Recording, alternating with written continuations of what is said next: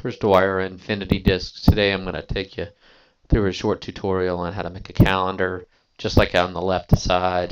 This is a calendar we do for an association, and I'm just going to replicate that calendar at the bottom, or you can do this with any kind of grid inside InDesign. This is a 13-page newsletter we do for this condominium association.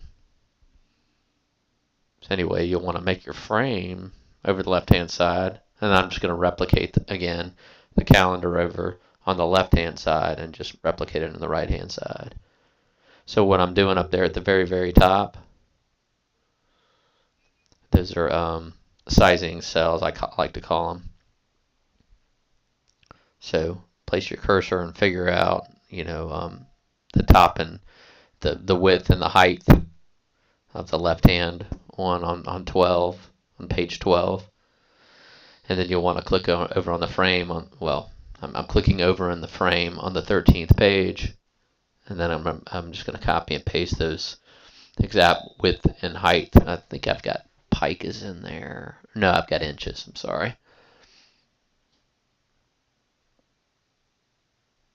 And you'll just you just enter in those values, and then you'll have your frame set up. And then once that's set up, center it up on the page. And then get your type tool and place it inside the frame, and then we'll go up to table, and then you'll want to just insert your table. Columns and rows will pop up. One thing, be sure right there when I'm circling the header rows, you want to put that at 1, and that'll be your days.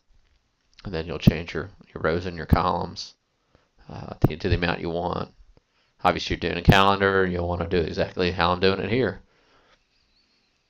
And then after this, I'll show you how to, you'll just drag and to make these uniform, your rows. And you just hit those down and up arrows right there. And then obviously if you want to make it into a certain amount, you got to get real specific with it. If you're placing it somewhere, you can always just enter in them manually in those dimensions.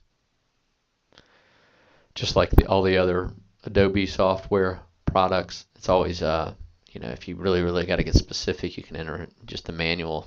If you got something on the web or somewhere on the size of a sheet of paper, you got to fit something in, make something fit. You can get the exact dimensions of the paper or the web, the pixels or the inches, and then just enter them in manually to make sure they're correct. Hope that helps.